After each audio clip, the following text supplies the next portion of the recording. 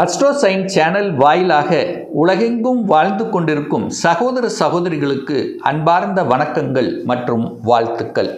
இன்றைய பதிவு வைகாசி மாத ராசி பலன்கள். இந்த வைகாசி மாதத்தில் கிரகங்கள் எப்படி இருக்குது அப்படின்னு பார்க்கும் பொழுது, சனி பகவான் மீன மனையிலேயே தான் இந்த மாதம் இருக்க போகிறார், எந்த மாற்றமும் இல்லை. அதே போல் செவ்வாய் பகவான் ஆட்சி பலத்தோட மேசத்தில் அமர இருக்கிறது.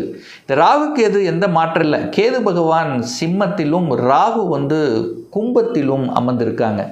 இந்த மாதம் வைகாசி முழுவதும் சூரிய பகவான் ரிஷபத்தில் வீற்றிருக்காங்க. மீதி இருக்கக்கூடிய 3 கிரகங்கள் இந்த மாதம் பெயர்ச்சியாகிறது. அதில் புதன் பகவான் பார்த்தீங்கன்னா வைகாசி மாதம் 15ஆம் தேதி, அதாவது 29/5/2026 அன்று புதன் பகவான் ரிஷபத்திலிருந்து மிதுனத்துக்கு பயிற்சியாகி அங்கே ஆட்சி பலம் வலிமை அடைய போகுது புதன் பகவான். அதுக்கப்புறம் பார்த்தீங்கன்னா சுக்கிர பகவான், இந்த சுக்கிர பகவான் பார்த்தீங்கன்னா இப்போ மிதுனத்தில் இருக்கக்கூடிய சுக்கிர பகவான் 29, அதாவது வைகாசி மாதம் 25ஆம் தேதி, அதாவது 8/6/2026 கடகமனைக்கு பயிற்சி ஆகிறார். மிக முக்கியமாக இந்த வைகாசி மாதம் வருடாந்திர கிரகம் என்று சொல்லக்கூடிய அனைத்து விதமான சுப காரியங்களை செய்யக்கூடிய அந்த குரு பகவான், தனக்காரக கிரகமான குரு பகவான் இதுவரை மிதுனத்தில் இருந்தார் அல்லவா, இப்போ குரு பயிற்சி நடக்குது.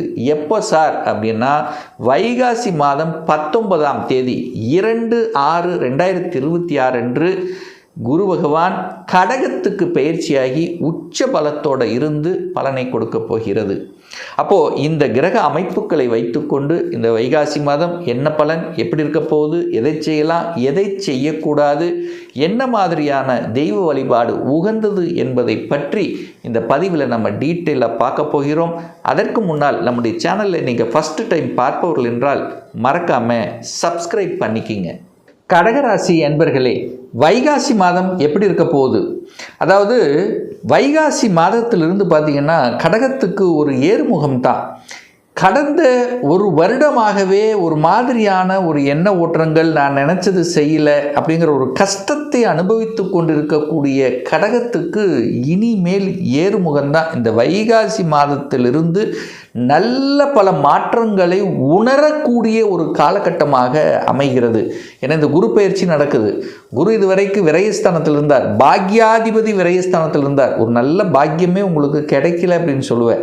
ஆனால் இந்த வைகாசி மாதம் கரெக்டாக 19ஆம் தேதிக்கு அப்புறம் குரு பகவான் உச்சமாக, பாக்யாதிபதி உச்சமாக உங்கள் ராசியிலேயே அமர்ந்து கொண்டு பாக்யஸ்தானத்தை பார்க்குறார். அப்போ இது வரைக்கும் ஒரு நல்ல பாக்கியம் கிடைக்கல என்று இருக்கக்கூடிய கடகத்துக்கு ஒரு அற்புதமான காலகட்டம் வந்துவிட்டதுன்னு சொல்லலாம். நினச்சது நடக்க போகுது, தொட்டது தொடங்க போகுது, தடுமாற்றங்கள் எத்தனையும் விலகப் போகிறது. ஒரு ஸ்ட்ராங் டிசிஷன் எடுப்பீங்க. இது வரைக்கும் ஒரு குழப்பமாக இருந்தது, இதை செய்யலாமா அதை செய்யலாமா, எங்கே போனாலும் ஒரு தொந்தரவு பிரச்சனை இருக்குது. மனம் சாட்டிஸ்ஃபேக்ஷன் இல்லாத இந்த கடகத்துக்கெல்லாம் இனி ஒரு சாட்டிஸ்ஃபேக்ஷன் கொடுக்கக்கூடிய அமைப்பு, பெரிய மனிதர்களின் தொடர்புகளை கொடுக்கக்கூடிய அமைப்பு, கடவுளினுடைய அனுகிரகம். இதுவரைக்கும் எத்தனையோ இஷ்ட தெய்வங்களை வழிபட்டிருப்பீங்க. அந்த இஷ்ட தெய்வங்களினுடைய அனுகூலம் கிடைப்பதற்குண்டான வாய்ப்புகள், சந்தர்ப்பங்கள் இதெல்லாமே சிறப்பு பெறுகின்ற ஒரு மாதம் இந்த வைகாசி மாதத்தினுடைய தொடக்கமாகவே இந்த கடகத்துக்கு அமையப்பெறுகிறது. 2ஆம் அதிபதி தனத்தை கொடுக்கக்கூடியவன், குடும்பத்தை அமைத்து கொடுக்கக்கூடிய அந்த சூரிய பகவான் லாபஸ்தானத்தில் போய் உட்கார்ந்துருக்கார். அப்போது குடும்பஸ்தானாதிபதி லாபஸ்தானத்தில் இருக்குது, பணம் லாபஸ்தானத்தில் இருக்குது. அப்போ பணம் கொடுக்க போகிறதா இல்லையா? கண்டிப்பாக கடகத்துக்கு பணம் சார்ந்த விஷயத்தில், பொருளாதார சார்ந்த விஷயத்தில் இருந்து வந்த அந்த தடைகள், குழப்பங்கள் அல்லது கொடுத்த பணம் ரிட்டர்ன் வராத தன்மை, இதெல்லாமே சரி செய்யக்கூடிய அமைப்புகள் இந்த காலகட்டம் சிறப்பு பெறும். படிப்பு நல்லா வரப்போகுது, நல்லா படிக்க போகிறீங்க. படிப்பில் இருந்த அத்தனை குழப்பங்கள் வீரப்போகிறது. ஒரு அரியர் வச்சுட்டேன், ஒரு டிகிரி முடிக்க முடியல, ஒரு தடையோடு இருக்கக்கூடிய கடகத்துக்கு இப்போ தடை விலகி விட்டது. ஒரு எக்ஸாம் எழுதினேன், பாஸ் பண்ண முடியல. ஒரு அரசாங்க எக்ஸாம் எழுதினேன், சக்ஸஸ் கொடுக்கல. இனி அத்தனையும் சக்ஸஸ் கொடுக்கக்கூடிய ஒரு நல்ல காலம் விட்டது இந்த கடகராசி என்பர்கள் அல்லது கடக லக்ன நண்பர்கள். மூன்றாம் அதிபதி முயற்சி ஸ்தானத்தின் அதிபதி தைரிய வீரியத்தை கொடுக்கக்கூடிய அந்த புதனும் 11ஆம் இடத்துல போய் உட்கார்ந்துருக்கார், லாபஸ்தானத்தில் இருக்கார். தைரியமாக செய்வீங்க, துணிச்சலோடு செய்யக்கூடிய தன்மை, தூரதேச பிரயாணங்களால் அனுகூலம், ஆதாயம், டிராவல் பண்ணக்கூடிய தன்மைகள், புதிய நண்பர்கள் கிடைக்கக்கூடிய தன்மைகள், அது வெளிநாட்டிலிருந்து கிடைக்கக்கூடிய தன்மைகள், அதிகார சார்ந்த விஷயத்தில் நன்மைகள் நடக்கக்கூடிய தன்மை. அதாவது ஒரு ஹெல்த் சார்ந்த விஷயத்தில் ஒரு பிரச்சனை உருந்தது அப்படின்னா அதெல்லாம் சரியாகக்கூடிய தன்மை. முயற்சியால் வெற்றி, ஒரே வார்த்தை, முயற்சியால் கீர்த்தி உண்டாகும், புகழ் உண்டாகக்கூடிய தன்மை. கலைத்துறையில் சில மாற்றங்கள், புதிய ஒப்பந்தங்கள் கிடைக்கக்கூடிய அமைப்பு. ஏன்னா கலைத்துறையில் இருக்கின்றவர்களுக்கு ஒரு சேஞ்சஸ்ங்கிறது கண்டிப்பாக ஏற்படுத்தும் இந்த காலகட்டம். சார், வீடு வண்டி வாகனங்கள் வாங்குவதற்கு உகந்ததாக இருக்குமா, இல்லை வாகனம் சார்ந்த விஷயத்தில் ஏதாவது தொந்தரவு இருக்கா, இந்த மாதிரி எல்லாம் நீங்கள் கேட்டிங்கன்னா கண்டிப்பாக இல்லை. இந்த மாத இறுதியில் நீங்கள் ஆசைப்பட்ட வாகனத்தை வாங்கக்கூடிய யோகம் என்பது உண்டு. அதுவும் குறிப்பாக சொல்லப்போனால் இந்த வைகாசி மாதம் 25க்கு அப்புறம் நல்லாவே இருக்க போகுது. ஏன்னா சுக்கிரன் உங்கள் ராசியில் வந்து உட்கார்ந்துருக்க போகிறார். உங்களுக்கு நினைச்ச வாகனங்கள், நினைச்ச தன்மைகள், சுகத்தை பெருக்கி கொள்ளக்கூடிய ஆர்வங்கள், வீடு வண்டி வாகனங்கள் வாங்கக்கூடிய யோகங்கள், ஆல்டர் பண்ணக்கூடிய தன்மைகள், இதெல்லாம் நல்லா இருக்குது. அப்போது கடகத்துக்கு இனி ஏறுமுகந்தான், சுகத்தை பெருக்கக்கூடிய தன்மை உண்டு. ஹெல்த் பிரச்சனை, அது அம்மாவுக்கு இருந்து வந்த ஹெல்த் பிரச்சனை சரியாகக்கூடிய அமைப்புகள் உண்டு. அம்மாவுக்கு இதுவரைக்கும் ஒரு கஷ்டங்கள், ஒரு மாதிரி ஒரு மன வருத்தத்தை கொடுத்து கொண்டிருந்த விஷயங்கள் இப்போ விலக இருக்கிறது. 5ஆம் அதிபதி பூர்வ புண்ணிய ஸ்தானத்தின் அதிபதி, பஞ்சமஸ்தானத்தின் அதிபதி, காதல் ஸ்தானத்தின் அதிபதி, தொழில் ஸ்தானத்தின் அதிபதியாக இருக்கக்கூடியவர் செவ்வாய் பகவான். அதாவது கடகத்துக்கு இருக்கக்கூடிய 9 கிரகங்களில் அதிகமான நன்மைகள் செய்யக்கூடியவர், அதிகமான யோகத்தை தரக்கூடியவர், அதிர்ஷ்டத்தை தரக்கூடியவர் அப்படின்னு சொன்னால் அது செவ்வாய் தான் சொல்லணும். அந்த செவ்வாய் பகவான் இந்த மாதம் எப்படி இருக்கார்? ஆட்சியாக ஸ்ட்ராங்காக உட்கார்ந்துருக்கார், வலிமையோடு இருக்குது அப்படின்னு அர்த்தம். அப்போ செவ்வாய் வலிமையாக இருக்குன்னு அர்த்தம்னா, செவ்வாய் நிலத்துக்கு காரக கிரகம், வலிமையாக இருக்குது. சகோதர காரகத்துவம் நல்லா இருக்க போகுது. செவ்வாய் 10ல் போய் உட்கார்ந்துருக்கார், திக்பலம் அடையுது, அதிகாரத்தை கொடுக்க போகுது, அட்மினிஸ்ட்ரேஷனை தரப்போகுது அப்படின்னு சொல்லலாம். அதிகாரத்தை தரக்கூடிய செவ்வாய் சூரியன் 2 பேரும் 10, 11ல் இருக்கார். சூப்பராக இருக்க போகுது. புதிய மாற்றங்கள், ப்ரமோஷன் கிடைக்கக்கூடிய அமைப்பு கடகத்துக்கு உண்டுன்னு சொல்லுவேன். அதே சமயத்தில் 5ங்கிறது குழந்தைகள். அப்போ குழந்தை நினச்சி நிறைய பேர் வருத்தப்பட்டு இருந்திருப்பீங்க. படிக்க மாட்டேங்குது, குழந்தை ஆசை நிறைவேறல, உயர்கல்விக்கு போகணும்னு நினச்சேன் ஆனால் போக முடியல, ஒரு அரியர் வச்சுட்டான், ஒரு வேலை நல்லா கிடைக்கல. ஸோ இப்படி இருக்கக்கூடிய அத்தனை கடகராசி அன்பர்களுக்கெல்லாம் இப்போ குழந்தைகள் செட்டிலாக போகிறார்கள், குழந்தைகள் அதிகார தன்மைக்கு போக போகிறார்கள், நல்ல படித்த படிப்புக்குண்டான வேலை கிடைக்க போகிறது. சார் எப்படி சார் சொல்கிறீங்க? குரு பயிற்சி அடைஞ்ச பிறகு இதெல்லாம் சாத்தியம். ஏன்னா குரு நேர 5ஆம் இடத்தை பார்த்துடுறார். குரு 5ஆம் இடத்தை பார்த்து 5ஆம் இடமான குழந்தை ஸ்தானத்தை வலுப்படுத்த போகிறார், ஸ்ட்ராங் பண்ண போகிறார், புனிதப்படுத்த போகிறார். அப்போ குழந்தை பாக்கியம் இல்லாத தம்பதியினருக்கு குழந்தை பாக்கியம் கிடைக்கக்கூடிய ஒரு அற்புதமான காலம் வந்தாச்சுன்னு சொல்லலாம் இந்த கடகராசி என்பவர்களுக்கு. அப்போது குழந்தை பாக்கியத்துக்காக ஏங்கிக் கொண்டவர்கள் இந்த பரிகாரம் செஞ்ச, அந்த கோயில் போன, இப்படி வழிபட்டோம். ஸோ எத்தனையோ மன வருத்தங்களோடு இருக்கக்கூடிய கடகத்துக்கு நல்ல காலம் பிறந்தாச்சு. குழந்தை பாக்கியம் கிடைக்கக்கூடிய அமைப்பு உங்கள் பக்கத்தில் வந்தாச்சு. இனி நல்லவைகள் நடக்கக்கூடிய தன்மை. ஏன்னா நிறைய பேர் சொல்லுவீங்க, சார் எனக்கு வேலை இருக்குது, செட்டில் ஆகிட்டேன், பணம் இருக்குது, வீடு இருக்குது, எல்லாம் இருக்குது சார், ஒரு குழந்தை பாக்கியம் கிடைச்சால் நமக்கு திருப்தியாக இருக்குது, நான் வாழ்க்கையில் சந்தோஷத்தை அனுபவிப்பேன் அப்படின்னு சொல்லக்கூடிய கடகத்துக்கு நல்லவைகள் நடக்கக்கூடிய நல்ல செய்தி, குட் நியூஸ் எதிர்பார்க்கலாம். ஸ்ட்ராங்காக சொல்கிறேன்.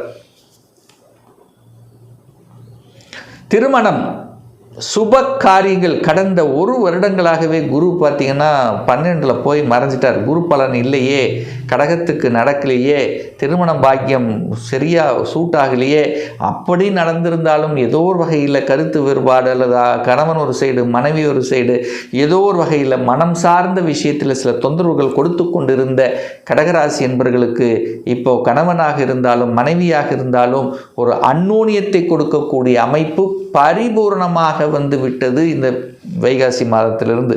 அப்போது திருமணம் டக்குன்னு நடக்கும், ஜாம் நடக்கும். தடையெல்லாம் நீங்கிவிட்டது, திருமண தடை நீங்கிவிட்டது கடகராசி என்பவர்களுக்கு. இப்போ நினைத்தது கைகூடும், நினைத்த வரன் கிடைக்கும், உங்களுக்கு பிடிச்ச மாதிரி, உங்களுக்கு ஆசைப்பட்ட மாதிரி, உங்கள் ஸ்டேட்டஸுக்கு தகுந்த மாதிரி வரன் அமைக்கக்கூடிய வாய்ப்புகள் சந்தர்ப்பங்கள் இந்த குரு பயிற்சிக்கு அப்புறம் ஸ்ட்ராங்காக இருக்குது. அதாவது வைகாசி மாதம் 19ஆம் தேதி, அதாவது 2/6/2026 பாக்யாதிபதி உச்சமாக இருக்க போகிறார். அதே சமயத்தில் 7ஆம் இடத்தை குரு பார்க்கின்ற காரணத்தாலும் 7ஆம் அதிபதியாக இருக்கக்கூடிய சனி பகவானையும் பார்க்கிறார். அப்போது என்னன்னா 7ஆம் இடத்தையும் பார்த்துடுறார், 7ஆம் அதிபதியும் பார்த்துடுறார். கண்டிப்பாக திருமண தடை விலகப் போகிறது, கணவன் மனைவிக்குள்ள ஒற்றுமை கிடைக்கப் போகிறது. காதலில் இருக்கின்றவர்களுக்கு காதல் திருமணம் கைகூடக்கூடிய வாய்ப்புகள் சந்தர்ப்பங்களை நிச்சயமாக உருவாக்கும். 8ஆம் அதிபதி 9ல் இருக்கார். 8க்குரியவன் 9ல் இருக்கும்போது ஒரு பாக்கியத்தை கெடுப்பார் அல்லவா? 8க்குரியவன் 9ல் போய் உட்காண்டார். இப்போ என்ன, பாக்யாதிபதி பாக்யஸ்தானத்தை பார்க்குறதும் அந்த 8ஆம் இடம் வலி வேதனை கொடுத்து கொண்டிருக்கக்கூடியவனை அந்த குரு பகவான் பார்க்குறார். அப்போது வலியெல்லாம் போகிவிட்டது. குரு யாரை பார்க்கிறாரோ அங்கே சுபப்படுத்தப்படுகிறதுன்னு அர்த்தம். குரு பார்த்தால் கோடி நன்மை. அப்போ பாக்கிய பார்வையாக பாக்கியஸ்தானத்தையே பார்க்கக்கூடிய நிகழ்வு இந்த மாதம் இருக்கிறதுனால நல்ல பாக்கியம் கிடைக்கக்கூடிய அமைப்பு இந்த கடகத்துக்கு உண்டு. அப்போ தகப்பனால் நிறைய பிரச்சனைகள் இருந்தது, தகப்பன் சொத்து கிடைக்கல, தகப்பன் சார்ந்த விஷயங்கள், வெளிநாட்டு சம்பந்தப்பட்ட விஷயங்கள், பாக்கியம் சம்பந்தப்பட்ட விஷயங்கள், கடவுளினுடைய அனுகிரகம் கிடைக்கலையே என்று வருத்தப்பட்டு கொண்டிருந்தவர்கள் நல்ல பாக்கியம், வேலை பாக்கியம், தொழில் பாக்கியம், வீடு பாக்கியம், திருமண பாக்கியம், குழந்தை பாக்கியம், இப்படி எந்த பாக்கியம் கிடைக்கலையோ, எந்த பாக்கியத்தை நினைச்சு வருத்தப்பட்டு இருந்தீங்களோ அது கிடைப்பதற்குண்டான சாத்தியக்கூறுகள் இந்த காலகட்டம் உண்டு. அடுத்து 10ஆம் அதிபதி 10ஆம் இடத்திலே வலிமை பெறுறார். அப்போது வேலை இல்லாதவர்கள், வேலையை விட்டவர்கள், வேலை தேடிக்கொண்டிருப்பவர்கள், வேலை மாறணும்னு நினச்சிட்டு இருக்கிறவங்க, ப்ரமோஷன் எதிர்பார்த்து காத்து கொண்டிருப்பவர்கள், இவர்களுக்கு எல்லாம் நல்லபடி இல்லை சொந்த தொழில் அமைக்கணும்னு நினச்சி அதற்கான முயற்சி எடுத்து கொண்டிருப்பவர்கள், அல்லது வியாபாரம் ரீதியில் இருக்கின்றவர்கள், அல்லது டார்கெட் கொடுத்து மார்க்கெட்டிங் சம்பந்தப்பட்ட துறையில் இருக்கின்றவர்கள், புத்தி அறிவை வச்சு செய்யக்கூடிய தொழில் இருக்கிறவங்களுக்கெல்லாம் நல்ல காலம் வந்து விட்டது. ஸோ நல்ல செய்திகளை கொடுக்கக்கூடிய, நல்ல ஒரு என்ன சொல்கிறது, ஒரு தைரிய வீரியத்தை கொடுக்கக்கூடிய, ஒரு கௌரவத்தை கொடுக்கக்கூடிய, புகழை கொடுக்கக்கூடிய விதத்தில் இந்த மாதம், இந்த வைகாசி மாதம் கடக ராசி என்பவர்களுக்கு அமைய இருக்கிறது. இன்னும் ஒரு துல்லிய பலன் உங்களை பற்றி தெரிஞ்சுக்கணும், டீட்டெயிலாக தெரிஞ்சுக்கணும். 2026 எப்படி இருக்க போகுது, தொழிலா வேலையா, தொழில்னா எப்போ அமையும், அதுக்கான விதி கொடுப்பினை உண்டா இல்லையா, வேலையாக இருந்தால் எப்போ நமக்கு ப்ரமோஷன் இடமாற்றம் நிகழும், +2 ரிசல்ட் வந்துருச்சு, என்ன கோர்ஸ் படிக்கக்கூடிய கொடுப்பினை உங்கள் ஜாதகத்தில் இருக்குது, எந்த கோர்ஸ் படித்தா நம்முடைய ஃப்யூச்சர் நன்றாக இருக்கும், திருமணம் தடைப்பட்டு கொண்டே இருக்கிறது, எப்போ தான் திருமணம் நடக்கும், குழந்தை பாக்கியம் எப்போ கிடைக்கும், எப்போ நான் வீடு கட்டுவேன், இது போன்ற கேள்விகளுக்கு துல்லியமான பதிலை நம்மால் கூற முடியும். ஒரு பர்சனல் கன்சல்டேஷன் எடுத்துக்கணும், ஒரு சுய ஜாதகம் பார்க்கணும் என்று விருப்பப்படக்கூடிய அன்பர்கள் டிஸ்பிளே தெரியக்கூடிய நம்பருக்கு வாட்ஸ்அப் மூலியமாகவோ ஃபோன் கால் மூலியமாகவோ தொடர்பு கொண்டு அப்பாயின்மெண்ட் பெற்றுக்கொண்டு நேரடியாகவோ அல்லது ஆன்லைன் மூலமாகவோ கன்சல்டேஷன் எடுத்துக்கலாம். நம்மளுடைய அலுவலகம் கோயம்புத்தூரில் அமைந்துள்ளது. அதாவது கோயம்புத்தூர்லேருந்து மேட்டுப்பாளையம் செல்லும் வழியில் வெள்ளக்கிணர் பிரிவு, அதாவது அன்னபூர்ணா ஹோட்டலுக்கு அருகாமையில் அமைந்துள்ளது. பிரியர் அப்பாயின்மெண்ட் வாங்கிட்டு நேரடியாக கன்சல்டேஷன் எடுத்துக்கலாம். நிச்சயமாக இந்த பதிவு ஏதாவது ஒரு ரூபத்தில் உங்களுக்கு யூஸ்ஃபுல்லாக இருக்குங்கிறதுல எந்தவித மாற்று கருத்தும் இல்லை. இந்த ராசி நட்சத்திர நேயர்கள் அனைவரும் வாழ்க வளர்க வளம் பெறுக என்று எனது வாழ்த்தினை தெரிவித்து கொண்டு விடைபெறுகிறேன். நன்றி, வணக்கம், வாழ்த்துக்கள்.